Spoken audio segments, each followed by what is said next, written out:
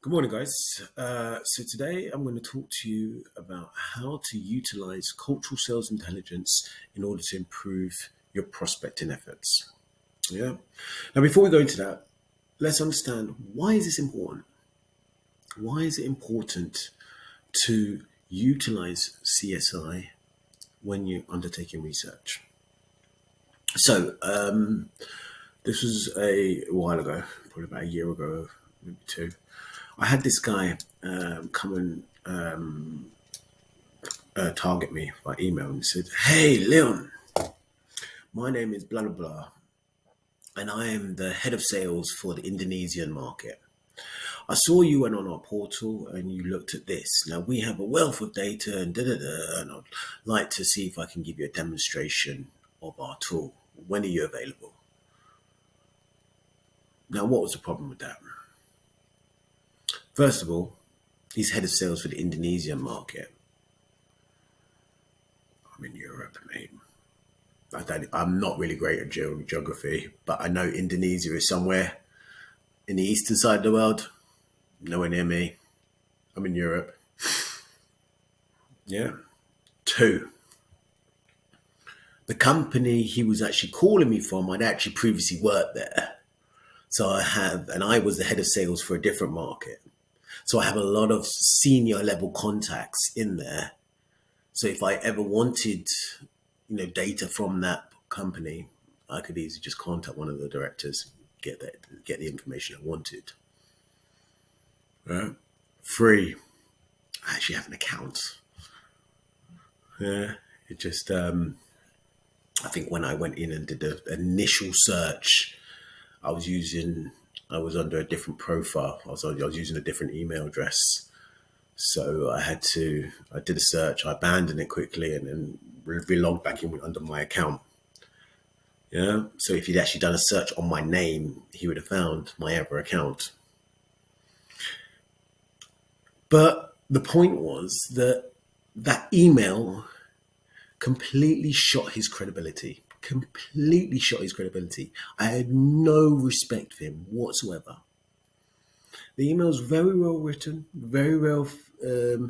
He thought he was doing well by, saying, "Okay, I've done this research. I've seen that you looked at this, and we've got this, and we can help you." Yeah, okay, but that's only part of that was only part of the journey. There was a few things in there that he should have identified, and had he just taken that extra couple minutes to do some research, gone on my LinkedIn profile, press more, done experience, he would have seen, I worked at that company. He's probably got an account here.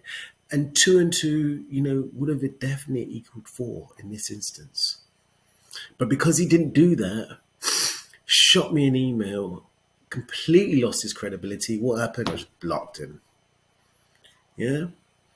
And this is the cycle that we're in as salespeople. And we need to change this perspective in order to revive the concept of sales. So today I'm going to show you how to effectively utilize cultural sales intelligence to prospect properly. Now, the first stage you're going to do, so when you're prospecting, what you do, you have your total available market, which for most people is the globe. You can target anywhere in the world, but we've got to break it down. It's too big. It's too big. I don't care how good of a salesperson you are. I don't care how much knowledge you are. No one person can target the whole world and be successful. So you've got to break it down. So then the way we break it down, the first step we're going to do, we're looking at our environmental analysis. So this is your political, your economical, your social, and your technological. Yeah. And we're looking at this on a regional level. Yeah. Now, I'm going to use a previous example of a previous company I worked for, just because it's easier. So I was working for a industrial IoT market research company. Yeah, and during that period, I was the sales director, global sales director, and I had to do this analysis. So First of all, what I did, I broke down all the regions of the world. So this is our map of the world. Yeah. Now, when I was looking at my solution, okay, so it's an industrial IoT solution. Which regions are going to be good for me to target? Well, so you got North America. Well, these guys are, very open minded. They are very tech savvy. They're looking for an edge. Good market to target. Brilliant. Southern America. Now the infrastructure is not as great, and then there's currency issues. Bear in mind, I'm from Europe. Yeah, so the solution I was selling was a European solution. We're charging euros, so there's a currency issue here, and an infrastructure issue. So they probably weren't the best to target. We look at Africa now. Africa, we in general we break this down into two. So we've got the Northern Africa and Middle East. Yeah, and these guys are. This is where all the oil is. Yeah, so they are a good market to target. They would be very interested in the solution and services that I'm offering. But there's a warning signs here because this is a very relationship driven culture. Yeah, very relationship driven. Yeah, I'm not Muslim. I'm not Arabic. I don't speak Arabic. It's probably, I'm going to struggle, me personally, I'm going to struggle to get into this region. Yeah, but it is still a very good market to target. Yeah, so they're going to be my tier two companies. Africa in general, sub-Saharan Africa, again, similar to South America, poor infrastructure. There's a currency issue. Probably not going to be the best target. However, there is an anomaly here in South Africa. Yeah. Now we come over to this side. We're looking at let's look. So we look at let's look at the. So we look at the Southern Asia. We're looking at India here, Pakistan, these countries around here. Now these countries, these are the services driven countries. So this is these people. This is where most of the market research is done. Yeah, in the world, these guys are the biggest market research company areas here. They are not ideal to target in terms of buyers of my solution, but they are ideal to target because they are competitors to me. I'm doing market research, provide a market research solution. They provide market research. I need to create a solution with these guys. I need to create some kind of partnership or some kind of collaborative partnership because these guys have got all the people, all the buyers who buy market research. They're sitting there in their pockets there. So I needed to create some solution here. We've got, Eastern Asia, so these guys very technological, kind of similar to the North Americans, very open-minded. They're looking for this edge, but there's very hierarchical culture in here. There is a very relationship-driven culture in here. Again, I need partners to get to penetrate this market successfully. Australia was a bit of an unknown to me, and plus because the other side of the world is just 12 hours away, 12 hours difference in terms of time zone. Again, even if I wanted to work over here, I'd need partners. And again, Asia, the Northern Asia or Central Asia up here. Again, potentially, a bit of an unknown, could produce a lot of fruit, but it's not my culture. It's not. I haven't got a lot of experience navigating around Asia, so again, I would need partners. So, what does that look like after I finish this? What does that look like? This is what it looked like. Yeah. So I got the green here, the green market. So I am European. So that was my prime target market. That's why it's green and it's labeled as a 1. My North America, a green prime target market, something that I was going to do myself. I'm going to build teams here. And that's how that was labeled as two. We've got South America and Africa, which no goes for me. Yeah, and we've got the Asia here and Middle East, and this is how I broke it down. So this was my partners. This was my partner. Kind of area where I had to create partnerships. So, but there's different types of partnerships here. So you can see here for the Eastern Asia and Middle East, like I said to you, they were prime markets that were going to be interested in my solution, but because of the relationship nature of their culture, and because of their cultural identity, and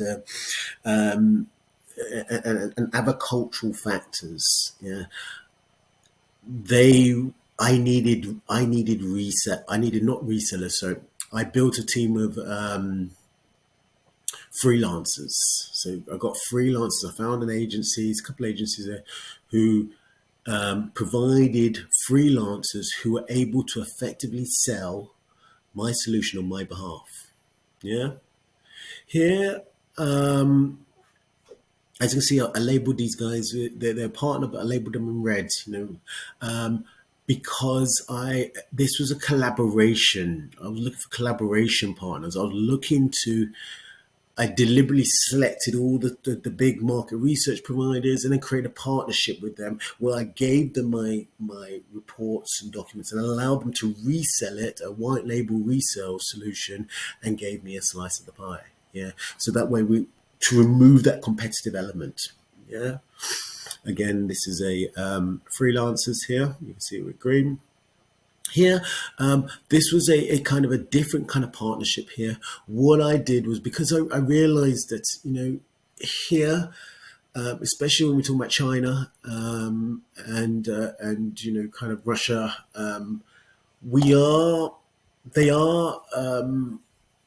they would be very interested in a solution because it's industrial IoT. However, there's a lot of political influences in this country which are going to hinder me from actually successfully penetrating this market. So was I looking for freelancers to sell for me? No. Was I looking for collaboration partners in terms of creating some kind of, like I did with India and Pakistan and these kind of places? Was I looking for partners that could actually, resell my solution as a white label? No.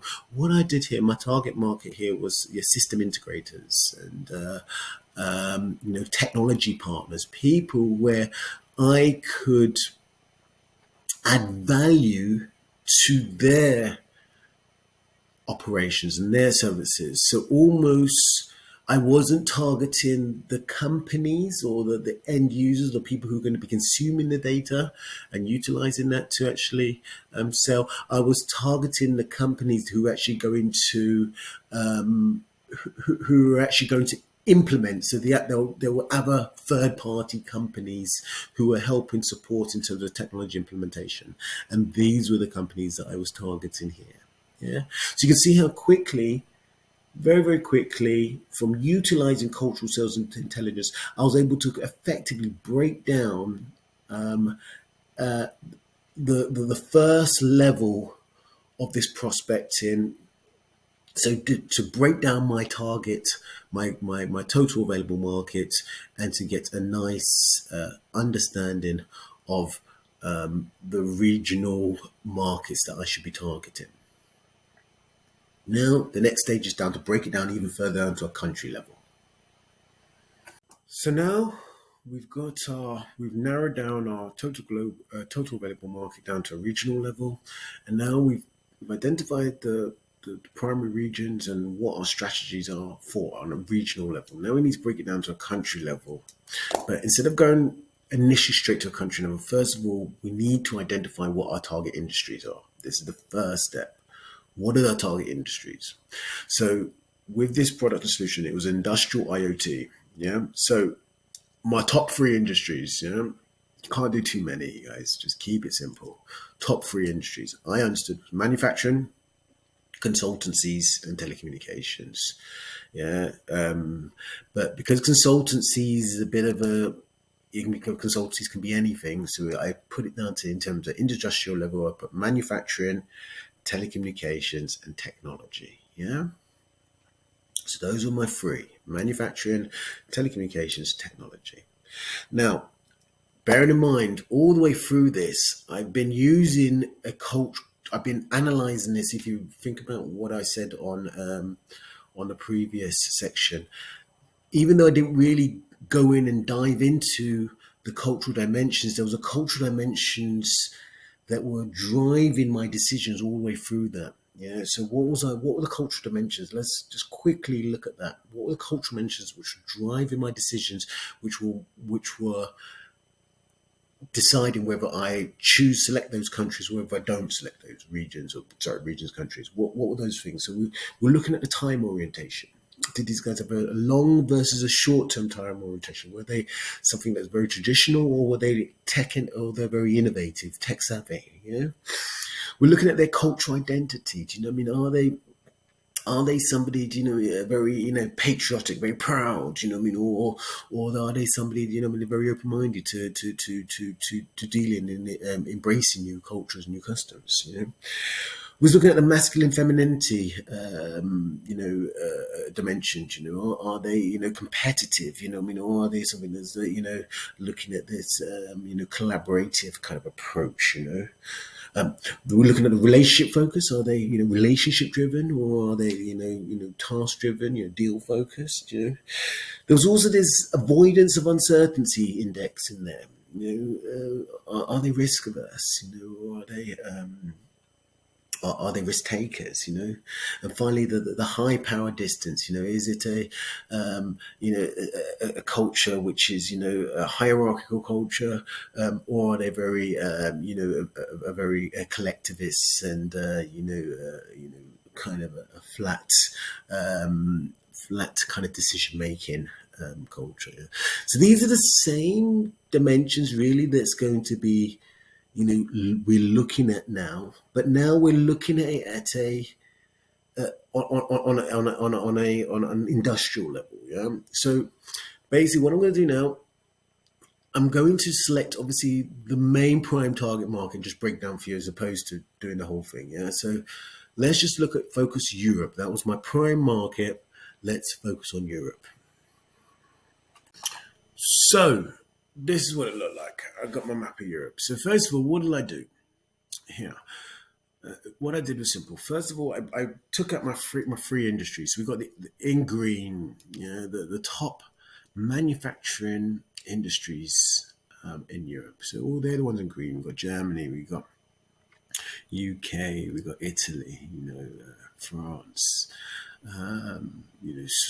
Switzerland, Poland, Czech, Netherlands, etc. Yeah. The telecoms are in blue. So we've got the telecommunications company. Italy's here. Turkey, big telecommunications. Russia, Sweden, Finland, Spain, and then we got the tech in yellow. The techs are the yellow. Yeah, these are the tech markets. Yeah. So just quickly now, guys, you don't need to know all this. Chat GTP is free. It will tell you. Just put in there top. Telecommunications markets, the top 10 telecommunications, top 10 manufacturing, top 10, whatever your industry is, and you put that in there. Now you've got to add the cultural factor. So the ones in red are the cultural factors which I've pulled out for some cultural reasons. Yeah. Now you can see here, some of this might be surprising to you. I pulled out France. Why did I pull out France? France is very patriotic, very, very patriotic country. It's one of the biggest markets in Europe. But if you don't speak French, if you haven't got those connections with France, it is going to be very, very, very, very strong relationship driven. If you can't successfully navigate the nuances of those relationships, you're not going to get very far. And I don't speak French, and I don't have many connections in France, so I pulled it out.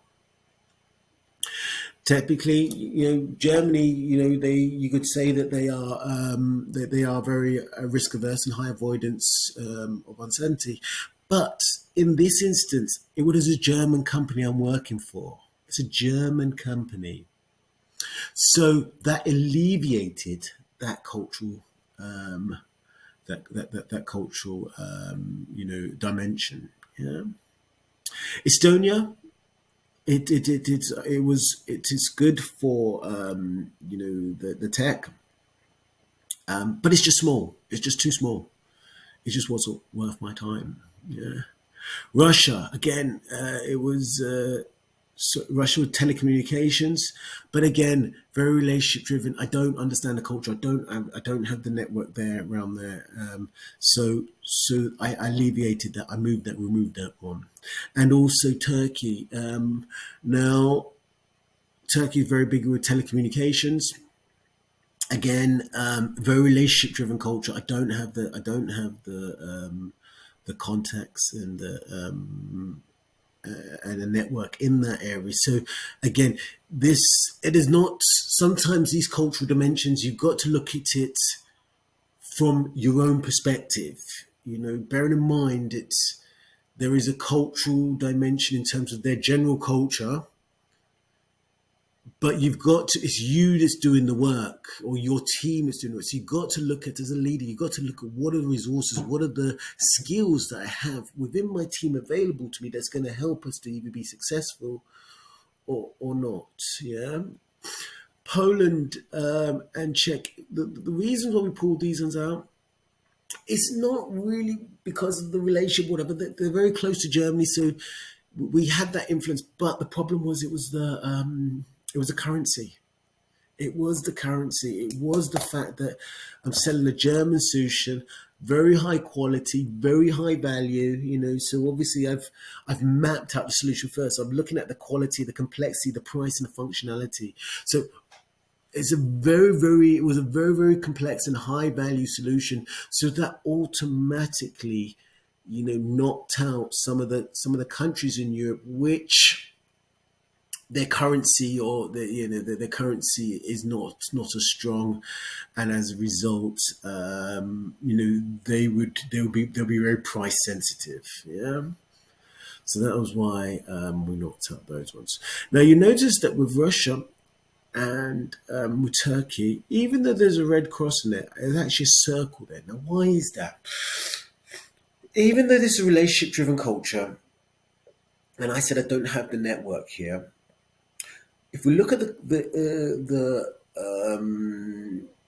solutions that they were interested in, it was the telecom solutions. Yeah. Now, why do telecom companies need data? What do they need data? So telecom companies, they are looking in terms of IoT, they're looking at the sensors, and looking at, they want to understand the amount of data that the sensors. So they want to obviously utilize, they want to understand the number of connections, 3G, 4G, 5G connections, and the growth of those connections over the next 12, 24, 5 years. That's what they're looking for. That's the information. So they're not, and in order to do that analysis properly, they need a wealth of data. They need it from multiple sources. And one of the key strengths of the solution I was providing was the analysis that we provided on that data. Yeah. So as a result, even though I didn't have the relationship there, and it would have been, if I'd sit there to actually sell and actually try and penetrate that market, it would have been difficult, it would have been challenging for me. Because of the data and the solution I was providing, these guys would still be drawn to us, providing I did a good marketing strategy, providing that I presented a solution in a way which these guys would find it, they would come. I wouldn't need to actively go and target them.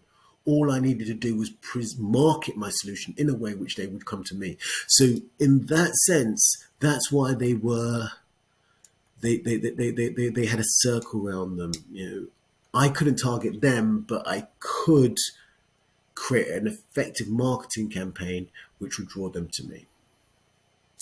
Yeah. So now you see, this is now we've done, completed the second stage, the second level down of our profiling activities, and we're narrowing down, we're getting down closer to our target market. So this is your industrial analysis.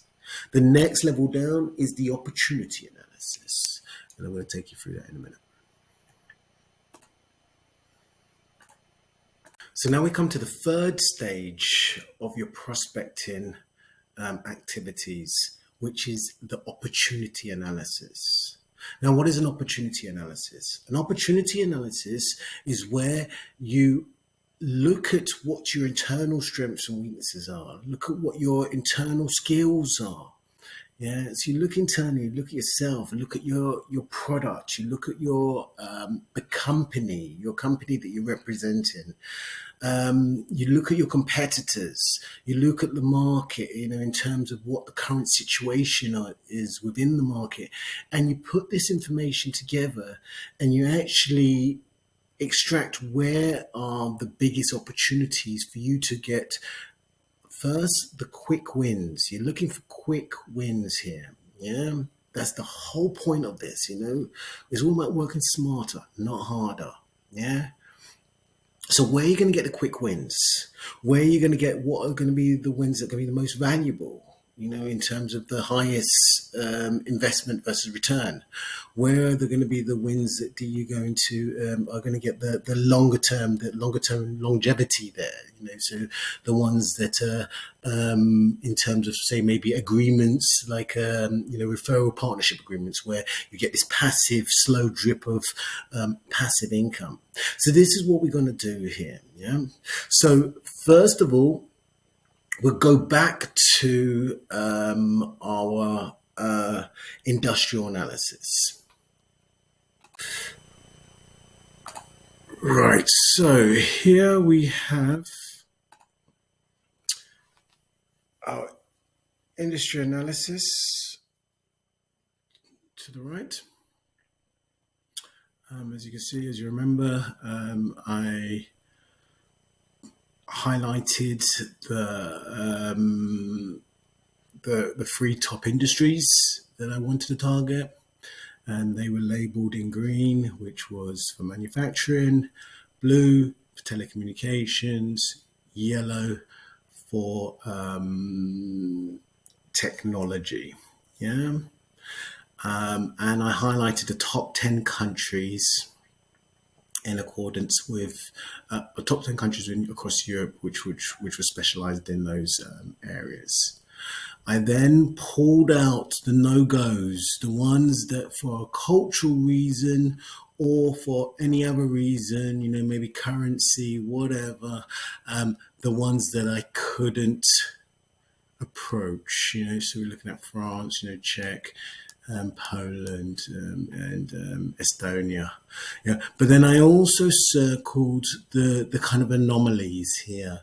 And these two, because they were very strong, Turkey and Russia, very strong in the telecommunications, prime markets to target. Although I didn't have any personal leverage within those countries, I knew if I created a good and effective marketing campaign, I could get these markets to come to me. Yeah. So I needed a different approach now.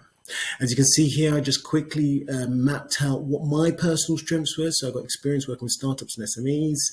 I've got a large network and experience working with Germany, UK, Spain, IT, Sweden, Denmark, Finland, and Netherlands. And I've got experience working with the digital tech and consultancy professional services industries. Yeah, so that's my personal strengths and my personal experience. Yeah. When I looked at analyzed the company, bearing in mind we were doing this based on a company. When I looked at the company, so the founder had a very he previously worked for BCG consultancy. He had a very big experience working with the large consultancies, the people like Siemens, BCG and Amazon and those kind of people. Yeah, Bosch. The company also had quite a lot of brand recognition in the DAC. So usually when I work with companies, I don't really work with them usually when they're just starting. They usually have had to conquer their market first. My speciality is working with them and helping them to, really come out of that early stage market penetration and to propel into the rapid growth phase. So that's where, so usually most of the companies that I work with have a kind of a brand recognition and established customer base within their own market. Yeah, and that's the third bit. It's existing customer base. And then I looked at the overall market. Bear in mind this was around 2017, 2018. So there was obviously digitization was quite strong. Industry 4.0, companies were looking at ways in order to improve the efficiency of their of their manufacturing or their factories, that kind of thing. Predictive maintenance was a topic which was growing quite heavily. 5G satellite connectivity, but there was also a very big growing concern like to IoT was, I won't say it was a new technology at the time, but it was a technology that was growing and really gaining traction within the European market. And everybody wanted to know kind of how is this technology going to grow? How is it going to expand? What is the future looking like of this? So when I put all these things together, my first step was okay. This is where I can where I'm going to be able to get the quick wins. This is where I'm going to do this. How? First of all, what I did is I went to the company database and I downloaded a list of all the customers who'd purchased from the company within the past year. Or not necessarily even purchased, but even just downloaded a report or signed up to the newsletter. All the companies that interacted with them in the past year. I created a survey and I pushed it all out to these people. And in there, I was like, give me some feedback. Tell me what you liked, what you didn't like, where could we improve? And they started giving me that feedback, started coming in. I started analyzing it analyzing it against this. Where can I get the strengths? Where there's the synergies between what the companies that I was gaining feedback on and my personal strengths, the company strengths, or where in terms of the direction of the strategic direction of the organization, in line with the market trend analysis. Yeah. And I put that together. I married that together. I whittled down the list of companies, and then I went and approached every single one of them. I said, okay, look, you said to me that you'd like to see more information on this. If I can get you, and if I can secure this information, get you this information published within the next 12 months or so, would you be willing to commit to a subscription? Most said yes. What is that subscription worth to you? What is the value? Got that feedback. I fed that back into the team and got them to change their directions. Okay, guys, let's produce reports on these things. These are what our customers want. As the analysts started producing the reports in line with the feedback, what the customers wanted, as those reports started coming out, I locked these companies into subscriptions. And then from there, it grew. Yeah. And this is your opportunity analysis. Yeah. It's about working smarter, not harder. Yeah. I don't make, apart from when I first started as an SDR and I was working in the recruitment industry and I was making 50, 60 calls a day. I have never made more than like 20 calls a day. And to be honest, as time has progressed and I've got a lot older, especially when I've got into my mid 30s, it's lucky if your company's going to get me to make 5 calls a day. Yeah, I'm not a phone monkey. I don't do that. I think, I plan, I strategize, I execute, and I deliver. Now, so let's just do a quick recap. What have we done? We started off with our environmental analysis. We looked at the political, economical, social, and technological factors that were affecting us from being successful in selling the solution. We analyze the solution, we analyze the quality, the complexity, the price, and the functionality of the solution, and we analyze the cultural factors. We looked at their perspectives in relation to time orientation, their cultural identity, the masculine, femininity index. We looked at the relationship versus task-driven index. We looked at the avoidance to uncertainty index, and we also looked at the high power index. Yeah. So we pulled all that information together, and then we was able to create successfully break down the market very, very quickly to understand where are our target regions. Yeah. The next thing we did then, we went to an industrial level. So we did our industry analysis.